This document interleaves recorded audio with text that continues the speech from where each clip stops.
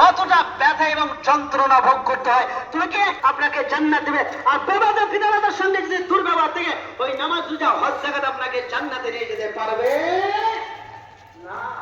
আপনি আপনার ছেলেকে খুব আদর করছেন, নিজের ছেলেকে খুব আদর করছেন, ছোট্টবেলায় আপনাকেও আপনার বাম্মা আদর করেছিল, কিন্তু বাম্মার কথা বলে গেছো।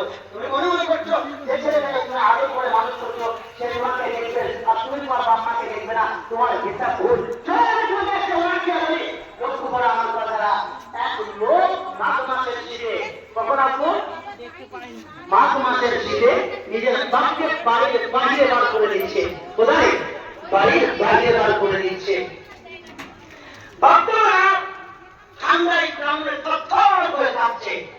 তখন ছেলে তার বেটাকে বলছে, মানে যাকে তাড়িয়ে দিচ্ছে, আমি আমার ছেলেকে বলছি, আব্দুর রহমান একটু কম্বল তোমার দাদাকে দাও তো, থরথর করে কাঁপছে।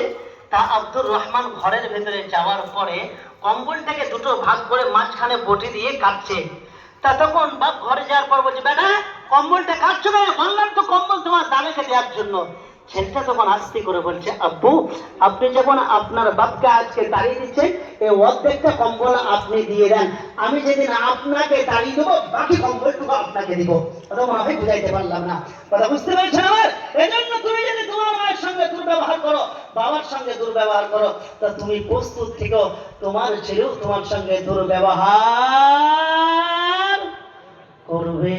এজন্য আমরা সবাই আমাদের পিতামাতার সঙ্গে নম্র ব্যবহার রাখতে পারেন ইনশাআল্লাহ। কোরআন কি জানাচ্ছেন জানেন? মা লাইসা লাকা বিহি ইলমুন ফালা তুতি'হুমা। তোমার বাবা মা যা আদেশ তোমাকে দিবে ওটা যদি শিরক না হয় তোমাকে ওটা মেনে নিতে হবে। তোমার বাবা মা তোমাকে যা নির্দেশ